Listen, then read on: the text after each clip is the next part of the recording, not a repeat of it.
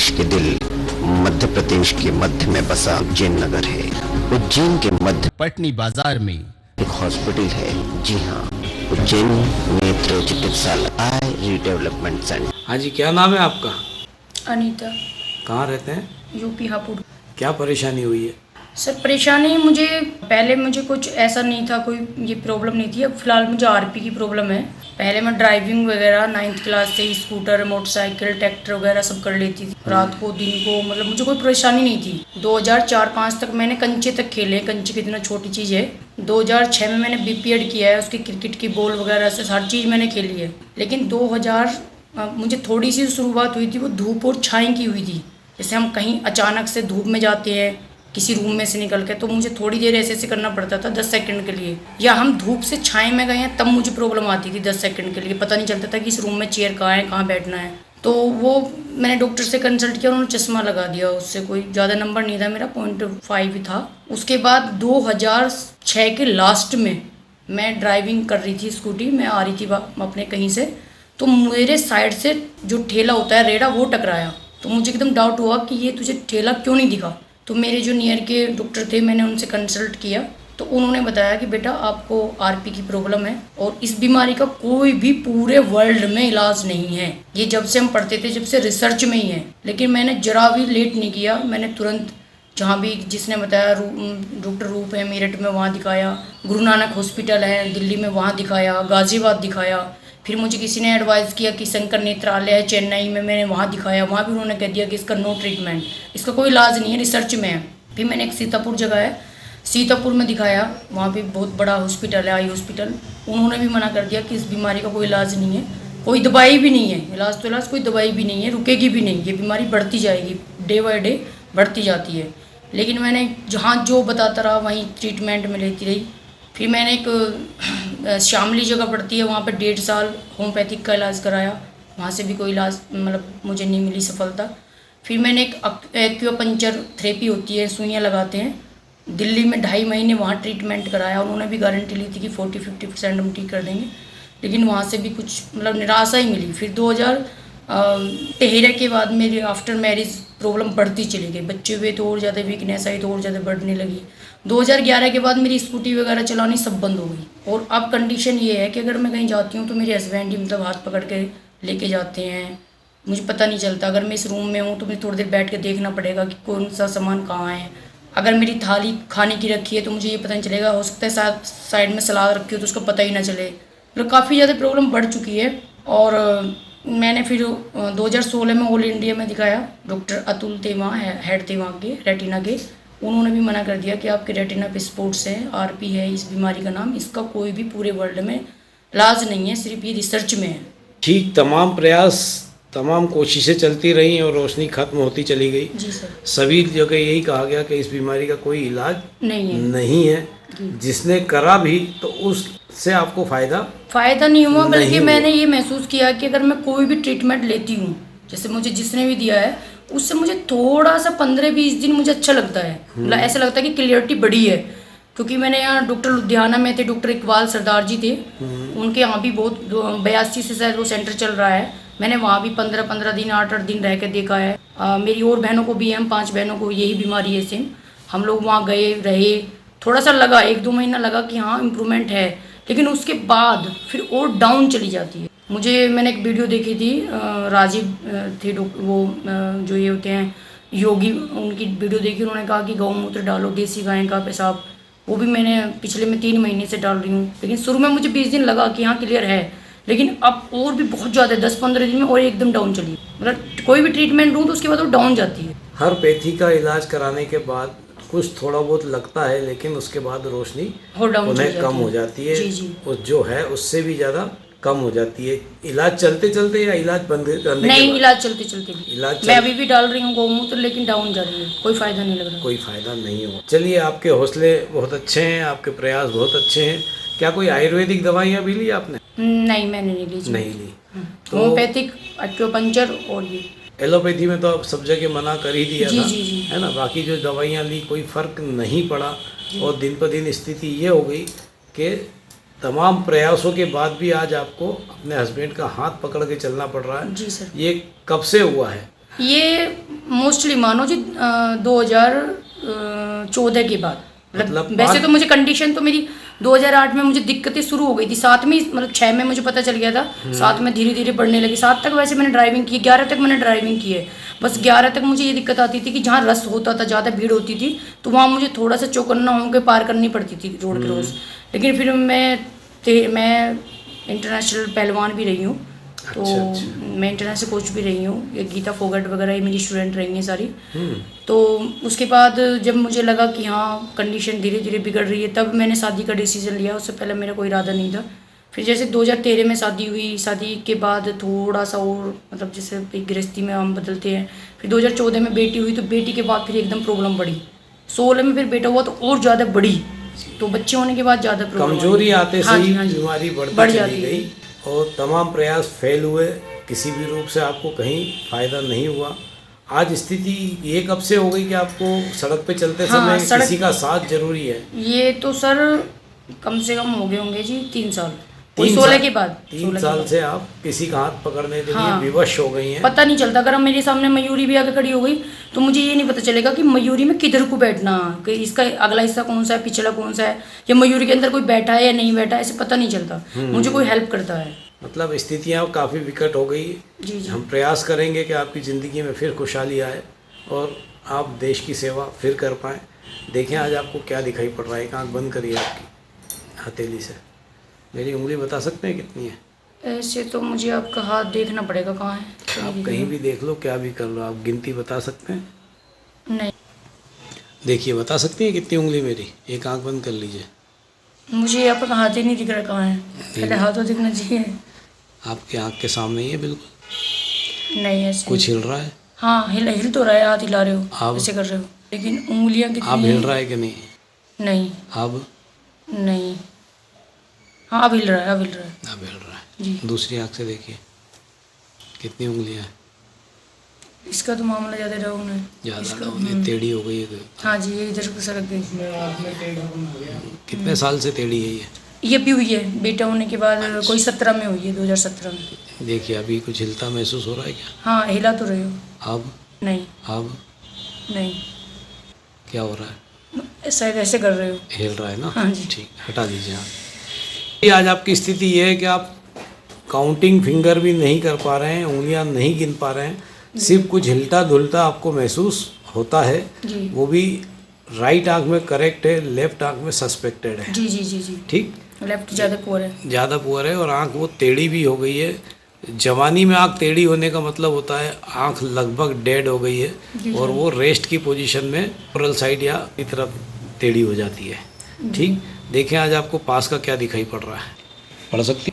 दिखता है। 8 है, ये 5 है। गुड। 8 है, 7 है, 5 है, 4 है। उन दोनों के बीच में कुछ और अक्षर है। 8 के और 8 7 के बीच ये में 8 है, ऊपर, इसके ऊपर। हाँ ये है 8 है, 3 है और ये 2 है। 2 9 2 9 3 8 7 5 4 और ये 5 3 9 5 2 और ये है 4। ये डिजिट मुझे कुछ अच्छे से नहीं मतलब हो रही है। छोड़ दी। तो ज़्यादा मामला खराब है। रुक सा कुछ दिख रहा नहीं दिख रहा है इस आंख से। ये टेढ़ी हो गई ना, तो इससे पता ही नहीं चलता कि है कहाँ पढ़ना है। नहीं आ रहा मतलब क्या निकल रही है। ठीक, कोई बात नहीं।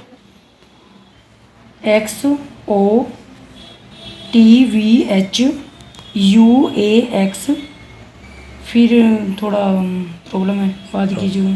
ठीक, तो अनीता जी आज आपकी स्थिति ये है कि आपको राइट आंख से चौथी लाइन दिखाई पड़ रही है जी, मगर लेफ्ट आंख से कुछ भी दिखाई नहीं पड़ रहा है। उंगलियां आप गिन नहीं पा रही हैं, सिर्फ आंख से हिलता डुलता महसूस होता है राइट आंख से। ठीक, इससे ज़्यादा जो भी रोशनी बढ़ेगी आप मानेंगे डॉक्टर ऋषभ जैन के इलाज से बड़ी है। सर ये विश्वास पे आए हैं, यूट्यूब पे देखा है, बाकी पेशेंट्सों से बात की है। सुबह की मैं आई हुई हूँ यहाँ, उन पेशेंटों ने बताया कि हाँ हमें फ़र्क है। नहीं तो आपको फ़र्क होगा, इससे ज़्यादा तो आप मानेंगे कि डॉक्टर ऋषभ जैन के इलाज से हुआ? जी सर। क्या मानेंगे आप? मैं तो यही मानूंगी सर कि पूरी इंडिया में धक्के खा के अगर मेरा यहाँ से इम्प्रूवमेंट होता है तो डॉक्टर ऋषभ जैन की बदौलत ही हुआ है। और जो पेशेंट है बाकी उन्हें भी एडवाइस करूँगी कि यहाँ आएँ, क्योंकि मेरी नज़र में है, मेरे 5 पेशेंट तो मेरी नज़र में ही है कि जिन्हें आपको बहुत क्या ज़्यादा- कहा गया? इतने हॉस्पिटल में गए आप, यही कहा गया कि सर इसका रिसर्च है, और रिसर्च का मतलब है ये कि आ जाए तो कल आ जाए, ना आए तो इसका 20 साल भी इलाज ना आए, अगले 50 साल भी ना आए, कि ये बीमारी है रेटिना पिगमेंटोसा, इसका कोई पूरे वर्ल्ड में इलाज नहीं है। तो फिर आप ये कह पाएंगी गर्व से कि रेटिनाइटिस पिगमेंटोसा का इलाज मेरे देश भारत में खोज लिया गया है। जो सर्च पूरे वर्ल्ड में हो रही थी वो सर्च हिंदुस्तान में हो चुकी है। जी सर, अगर मुझे इम्प्रूवमेंट होता है, मैं ट्रीटमेंट लेने आई हूँ, मेरा ये फर्स्ट ट्रीटमेंट होगा, अगर मुझे इम्प्रूवमेंट होता है तो मैं बिल्कुल कहूँगी गर्व से कि हाँ इसका रिसर्च हो चुकी है, डॉक्टर ऋषभ जैन ने इसकी रिसर्च कर ली। ठीक, हम प्रयास करेंगे कि आपकी ज़िंदगी में पुनः रोशनी आए और आप स्वयं अपने आप से चल फिर सकें। जी सर, बेस्ट ऑफ लक। वो नहीं पता क्या दिख रहा है? मतलब ऐसे वो हैं डॉट डॉट से, वो डॉट हैं, हैं, लेकिन उसके अंदर क्या लिख रहा है ये नहीं पता। ये नहीं पता है जी। आज आपकी स्थिति ये है कि नाइट ब्लाइंडनेस के साथ जो सिलसिला शुरू हुआ वो डे ब्लाइंडनेस पे आया, और डे ब्लाइंडनेस के बाद आपको कलर ब्लाइंडनेस भी साथ साथ चल रहा था, जिसका आपको कब महसूस हुआ कि मुझको कलर नहीं दिखते हैं? सर मैंने कभी ज़्यादा नोट नहीं किया, लेकिन इस बीमारी बढ़ने पे ही मुझे महसूस हुआ है नहीं, कि कहीं हाँ, आपने कोई एग्ज़ाम दी थी? हाँ मैंने 2002 में सीआरपीएफ की भर्ती देखी थी अलीगढ़ में, तो मैंने फिजिकल भी मार दिया था, रिटर्न भी मेरा हो गया था क्लियर, तो उन्होंने मुझे फिर कलर विजन में ही निकाला था, टेस्ट हुआ था कलर विजन का। तो इसका मतलब है कलर ब्लाइंडनेस जो बीमारी है आपको, लेकिन अब काफ़ी महसूस होती है। महसूस की बात नहीं है, जी। मतलब बीमारी आपको 2002 में ही थी, ठीक है, थी। मतलब उसके पहले ही आप कलर ब्लाइंड थे, जी सर। उस समय इतना ज़्यादा महसूस नहीं होता महसूस था, नहीं होता पर था। भर्ती में डायग्नोसिस हो गया कि आप कलर ब्लाइंड हैं। जी सर। ठीक, जी सर। आप जानती हैं अनीता जी, ये आपका पेरिफेरल विजन चार्ट है राइट आँख का, जबकि लेफ्ट आँख से आपको टारगेट भी नहीं दिखता है। राइट आँख में आपकी स्थिति ये है कि मात्र एक ट्यूब में से आप देख रही हो पतले से, वो आपकी स्थिति हो गई है। पेरिफेरल विजन ऊपर और नीचे मात्र 0.5 इंच बचा है, राइट हैंड साइड पे 0.6 और लेफ्ट हैंड साइड पे 1 इंच का पेरिफेरल विजन है, जिसका अपन एवरेज यदि निकालें तो 0.75 के आसपास होना चाहिए, 0.7। तो 20 इंच जो आदमी का पेरिफेरल विजन होता है वो मात्र 0.7 इंच आपका बचा है। उसी से आप जो कुछ भी देख पा रही हैं वही संभव है, वो भी सिर्फ राइट आंख से। आपको चलने फिरने में और साइड में कब महसूस हुआ कि मेरा साइड विज़न कम हो रहा है? मुझे हुआ जी 2008 से। 2008 से आपको साइड विज़न कम होता महसूस हुआ? जी जी। क्या हुआ, कोई दुर्घटना हुई थी हाँ आपके? सर, मैं एक बार स्कूटी लेके आ रही थी मोदी नगर से मेरठ के लिए, तब मेरा पैर टकरा गया था ठेले से स्कूटी ड्राइव करते समय, तो मुझे एकदम डाउट हुआ कि मुझे साइड से ठेला क्यों नहीं चमका। और फिर धीरे धीरे 9 में जो है मुझे नीचे का भी, अगर कोई गड्ढा है या मैं सीढ़ियाँ उतर रही हूँ, चढ़ने में नहीं उतरने में, तो मुझे ऐसे ही देख के उतरना पड़ता था। और अब तो ज़्यादा ही मामला, अगर खाई भी आ गई, अब तो स्थिति ये है सर कि दिख जाए तो चींटी दिख जाए तो पूरी दीवार भी ना दिखे, टक्कर ही लग जाए दीवार में ऐसे। जी जी जी। स्थिति ये हो चुकी है। तो स्पीड ब्रेकर और खड्डे दिखना बंद हो हाँ, गए, बंद हो उसके गए। बाद सीढ़ियाँ दिखना बंद हाँ हुई, जी, हाँ जी। और फिर आप ऑफिस में या घर पे टकराना शुरू हो गई, जमीन जी। पे कोई सामान रखा हाँ, वो पता नहीं चलता नीचे क्या रखा है ना, नीचे क्या हाँ, रखा बच्चा है। भी, अगर बच्चा भी मेरे पास खड़ा है, मेरा खुद का बच्चा खड़ा है, तो कितनी बार ऐसा होता है कि उसमें टक्कर लग जाती है, पता ही नहीं चलता कि नीचे बच्चा है या कोई टेबल है या चेयर है, पता नहीं चलता। मम्मी करके दौड़ता हुआ बच्चा आया, आप हाँ, उससे हाँ, टकरा जाते हैं, जी, जी। आप समझ नहीं पाते हैं कि बच्चा पैरों के पास आ चुका। तो ज़िंदगी की बहुत विषम परिस्थिति होती है, असीमित कह सकते हैं कि इतना ज़्यादा टेंशन होता है उस वक्त जब अपना बेटा अपनी आंखों के सामने है और अपनी पैरों से गिर पड़ा है। जी सर। ठीक, तो ज़िंदगी परेशानियां बढ़ती गई और आपके तमाम प्रयास विफल हुए। हम प्रयास करेंगे कि ज़िंदगी में आपके पुनः रोशनी आए और आप अपने बच्चों को और अपनी ज़िंदगी, बच्चों को पहचान पाएँ, सारे सामान से यहाँ वहाँ टकराना वगैरह बंद हो आपका, और आप नॉर्मल लाइफ जीने के योग्य बने। Okay, best of luck. Thank you sir. Pigmentosa, इसमें आंखों के पर्दे व नसों में खराबी आ जाती है। रात्रि में कम दिखाई देने से इस रोग की शुरुआत होती है और जीवन अंधकार में। नेताजी, आज आपका पहला कोर्स खत्म हुआ है, नॉर्मल रूटीन में कुछ आपको फ़र्क महसूस हो रहा है क्या? पढ़ने वगैरह में मुझे दिक्कत आ रही थी पिछले 8-10 दिन से, मुझे फ़ोन में रात को नंबर वगैरह भी नहीं दिख रहे थे, तो उसमें तो मुझे काफ़ी अच्छा रिलैक्स हो रहा है, काफ़ी मतलब अच्छा बेटर फील कर रही हूँ। मैंने रूम की जो लाइट होती है उसमें मुझे पहले से परेशानी होती है, लेकिन मैंने रात थोड़ा सा न्यूज़पेपर भी पढ़ के देखा तो जो उसकी बड़ी हेडिंग थी वो मुझे अच्छे से क्लियर हो रही थी। मतलब मुझे अच्छा लग रहा है, बहुत अच्छा लग रहा है। बहुत सारी बधाई हो आपको कि आपको जिंदगी में सबसे बड़ा टेंशन होता है सुबह उठ के पेपर नहीं पढ़ पाते। जी सर, जी सर। क्या देश में क्या हुआ आजकल, हालांकि मोबाइल में न्यूज़ चलता है लेकिन आदमी को पेपर तो पेपर ही होता है। जी सर। तो पेपर दिखना शुरू हुआ, इसकी बहुत सारी बधाई हो। देखें आज आपको दूर का क्या फ़र्क पड़ रहा है। देखिए, एक आंख बंद करिए, बता सकते हैं क्या अक्षर लिखा हुआ है? ये सर एल है। पक्का? एफ है शायद। किस तरफ है? इस तरफ है। इसके पास? इसके पास नहीं। तो सबसे बड़ी बधाई आपको कि जिस आँख से आपको सिर्फ लाइट महसूस होती थी उस आँख से आज आप 40 फुट का अक्षर देख रही हैं। जी सर, जी। एक अक्षर देखा है पर देखा है, बिल्कुल सही देखा है। आज आपको 40 फीट रोशनी उस आँख में हुई है जिस आँख में आपको कुछ भी दिखाई नहीं पड़ता था, सिर्फ लाइट महसूस हुआ करती थी। जी सर। ठीक, देखें राइट आँख में क्या दिख रहा है, पढ़िए क्या लिखा। एल, एफ और यू है। टी, टी के बाद डी, डी के बाद ई है sir. Very good. U, E, H, P.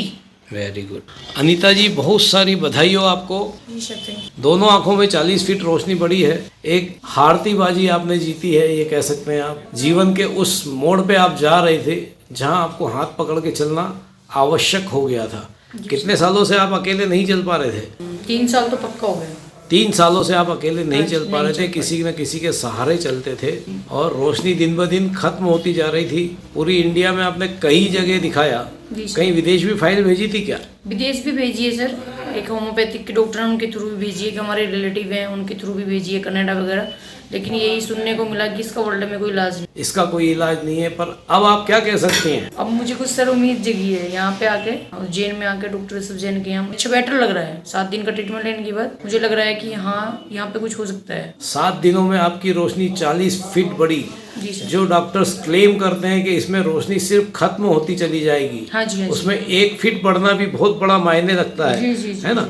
आज आपकी 40 फीट रोशनी बढ़ी तो उसमें आप कितनी खुश हैं? मुझे बस सर बहुत खुशी हो रही है। बहुत खुशी हो रही है। तो बहुत सारी बधाई हो आपको कि जीवन का वो जंग आपने जीती है जो आप हार ही चुकी थी और 3 सालों से बिल्कुल सूरदास की तरह जिंदगी काट रही थी, बिना किसी सहारे के चल नहीं पा रही थी।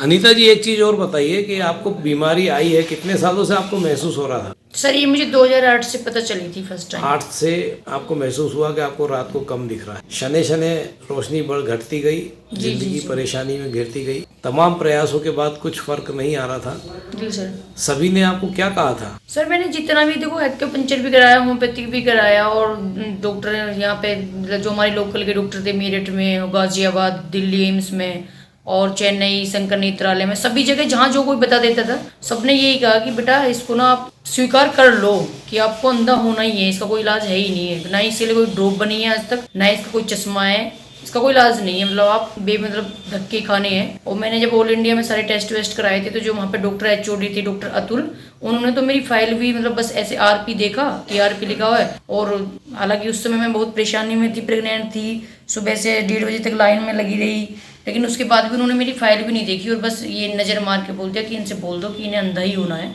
अपने घर नहीं परेशान ना हो, उसका कोई इलाज नहीं है। उस वक्त आपको कैसा लगा था जब आपको ये कहा गया कि आपको सूरदास होना है? बस सर उस वक्त क्या ऐसे ही लग रहा था कि बस अब तो देखो जीवन इंसान किस लिए जीता है? दुनिया देखने के लिए। और अगर कोई ये कह दे कि भाई अंधा ही होना है, अंधा होना ही है निश्चित है, तो फिर तो मतलब ऐसा लग रहा था कि बस कुछ नहीं है, जिंदगी ढेर है। अदम्य साहस है आपके अंदर। आप एक पेशे से रेसलर रही हैं, पहलवान रही हैं। जी सर। उसके कारण आप उस बीमारी से लड़ती रहीं और प्रयास आपके लगातार चलते रहे। जी सर। तो आज उसका नतीजा आपके सामने आया है कि आप एक विजेता के रूप में सामने आई हैं। सर मैंने उम्मीद तो नहीं छोड़ी थी, मुझे ऐसा लगता था कि कभी ना कभी तो कोई इलाज ऐसा होगा, कभी तो कोई डॉक्टर भगवान के रूप में उतरेंगे, कि ऐसा नहीं है। मतलब उम्मीद थी एक मन में एक विश्वास था कि यार कभी ना कभी तो कुछ इलाज हो गई। और आज मुझे ऐसा लग रहा है कि शायद वो उम्मीद अब पूरी हो जाएगी मेरी। जो मुझे इम्प्रूवमेंट लगा 7 दिन का ट्रीटमेंट लेके, तो मुझे लग रहा है कि हाँ अब इस बीमारी से छुटकारा मिल जाएगा। ये बताइए, आपको ये बीमारी है, आपके परिवार में और कितने लोगों को ये बीमारी? 5 बहनों को है। माँ, पिताजी, नहीं मामा और जी? किसी को नहीं। डॉक्टर कहते हैं जेनेटिक है, लेकिन पूरे मामा के परिवार में और हमारे जो हमारा भी पापा और 4 भाई थे, किसी को नहीं है। और हम 8 बहनें हैं, 8 बहनों में से 5 को है।